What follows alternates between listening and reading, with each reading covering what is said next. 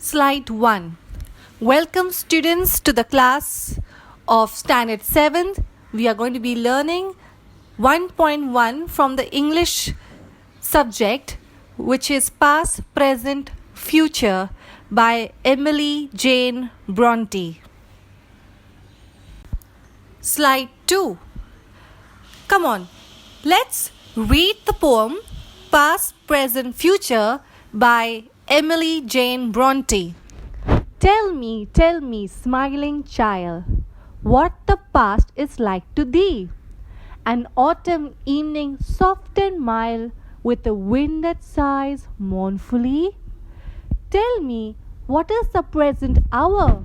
A green and flowery spray, where a young bird sits gathering its power to mount and fly away. And what is the future happy one? A sea beneath a cloudless sun? A mighty, glorious, dazzling sea, stretching into infinity. Come on, let us reread the poem once again. Past, Present, Future by Emily Jane Bronte. Tell me, smiling child, what the past is like to thee. An autumn evening soft and mild, with a wind that sighs mournfully. Tell me, what is the present hour? A green and flowery spray, where a young bird sits gathering its power to mount and fly away. And what is the future happy one? A sea beneath a cloudless sun, a mighty, glorious, dazzling sea, stretching into infinity. Before I start explaining the stanza, let us learn something more about our poetess, who is Emily Jane Bronte.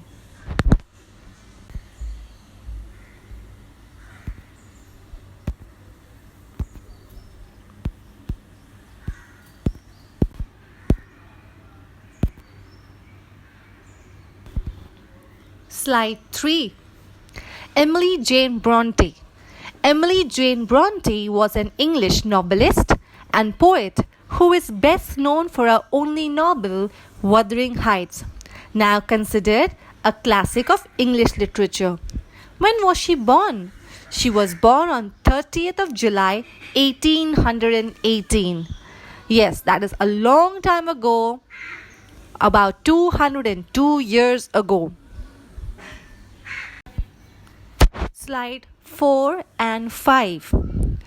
Around the time when Emily lived, it was the 19th century. And let me tell you, around that time, all over the world, almost in every country, women and men were not equal. Slide 6. So I was saying that women and men were not equal. And women were seen as the weaker sex or the weaker gender.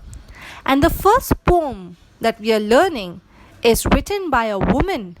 And if you want any nation to progress, women should not be seen as a weaker gender or a weaker sex, but empowerment must be given to them. Exactly like how you girls of Carmels of St. Joseph are very empowered. Slide 6. Emily was British and the literary movement was the Romantic period.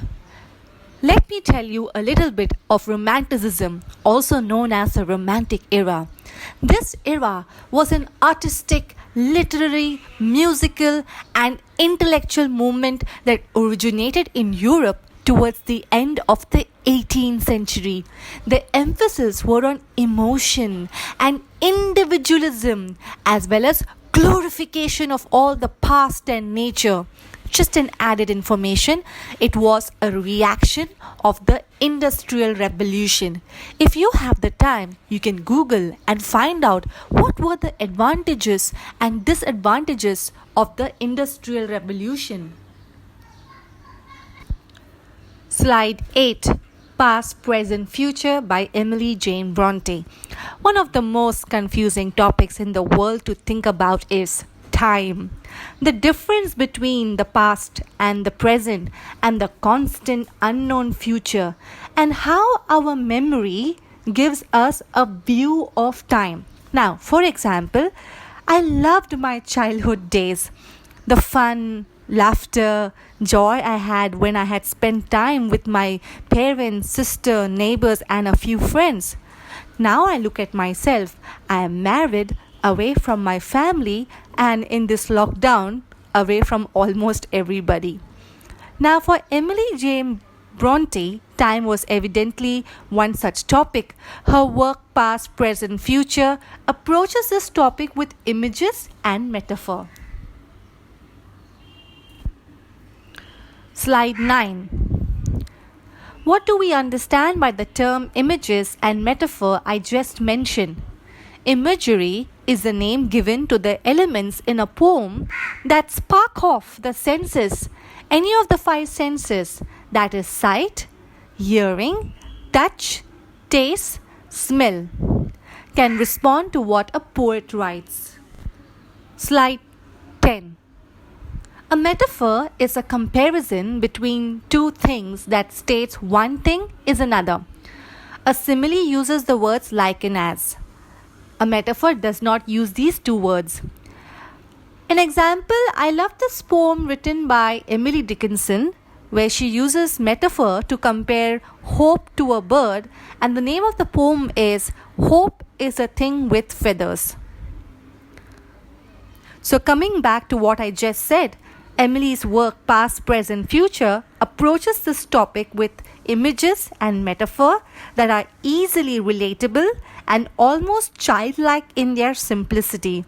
Despite this, they are thought-provoking, meaningful, and convey far more than simple words that form them. For many poets, this can be a difficult balance to achieve, but Emily Bronte is able to strike it nicely here. Slide 11. Let us analyze our first stanza. Tell me, smiling child, what the past is like to thee. An autumn evening soft and mild, with a wind that sighs mournfully.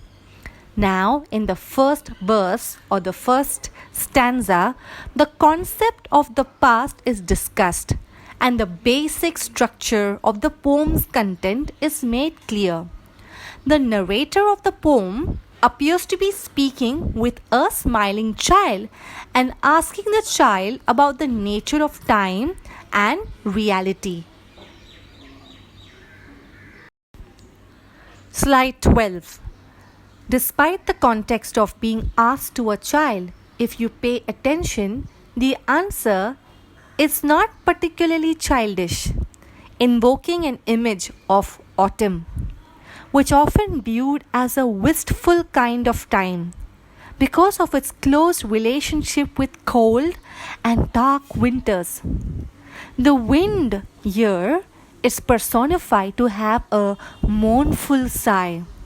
It is portrayed as being a sad figure, and this autumn is ultimately described something pleasant. The descriptions, soft and mild, suggest ideal weather, and the idea of a sad wind is distinct from that of a cold wind. The choice to use the fall season, I'm referring to autumn, as a focus for the past is an interesting one. Why? Because it implies an impending winter. This would suggest that the present is going to be described as a wintry season, but it is also possible that the child is suggesting that when a person looks back into the past, they tend to see the mild autumn over the cold winter. This then could be a metaphor for the concept of nostalgia, of preferring to remember the past or even modify the memories to be something calm and wonderful, to be missed and to want to experience it again. Slide 13. Let us analyze the second stanza. Tell me what is the present hour, a green and flowery spray, where a young bird sits gathering its power to mount and fly away. In very much the same theme like the previous verse, the speaker asks the child, what does the child think about the present day? And the child's answer is very similar like the previous stanza about the past. The child describes the present through natural imagery, that the present is like the springtime. This image focuses heavily of a young bird. Slide 14.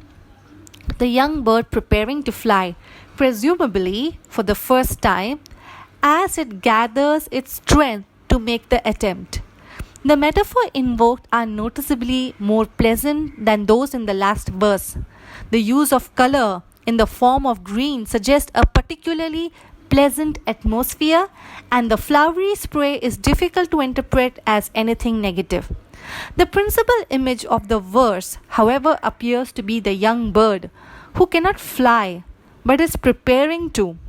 In this way, the speaker is suggesting that the present has a closer relationship with the future than the past, and that being in the present is preparing for something that is coming up ahead.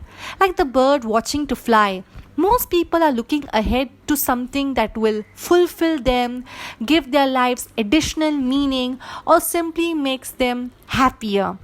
The child, like the bird, spends the time preparing, waiting for the future. An odd concept to think about, considering that by definition it is impossible for a thing to exist in the future, but there's really no need to get into that discussion now. Slide 15. The third stanza. And what is the future happy one? A sea beneath a cloudless sun, a mighty, glorious, dazzling sea stretching into infinity. Finally, the poem concludes by considering the future. The image is perhaps the most straightforward one. The still happy child explains that the future is a sunny, cloudless sky overlooking a sea that stretches into the horizon. Slide 16. It is an image that suggests anything, an image that could mean anything, because it creates a theme of discovery and excitement to its viewers. The adjectives used, mighty, glorious, dazzling, are all the description needed to understand this view on the future. That is, unknowable makes it exciting, something to approach with an open mind and a readiness to embrace. At one point in history, an open sea and a clear sky meant that anything was possible, that you might end up in unimaginable places. This makes it a highly effective metaphor to convey this idea that the future is something that, to borrow an earlier metaphor, should be eagerly embraced with both wings outstretched. Slide 17. That the speaker of the poem is discussing these concepts with a child is an interesting narrative choice on the part of the poetess Bronte. But the perspective of a child is often different than the perspective of an adult. The child responds to the speaker in a highly poetic fashion, but at its core, the images described are fairly simple. The past is something to be longed for, the present is something to plan in, and the future is something to look forward to. The natural imageries used are phenomena that a child might observe all the time while growing up. The childlike simplicity of the metaphors combined with their more thorough inner meanings is what makes them so effective. Describing time is not ever going to be easy, but in her own unique way, Emily Bronte is able to effectively convey a powerful means of doing so. Well, students, a poem so small in length like this can have such deep meaning, isn't it? This is the beauty of literature. Students, this is the best time to polish and advance in your skills, in your language. Make good use of this time. A small homework. Write to me in an email how you felt about this poem, what touched you, and what is the rhyming pattern or the rhyme scheme. My email address, it's a long one, make a note of it. SHALLEYAUGUSTINEC@gmail.com. ShallyAugustineC@gmail.com. Thank you for paying attention to this class. God bless you, and I will see you in the next class.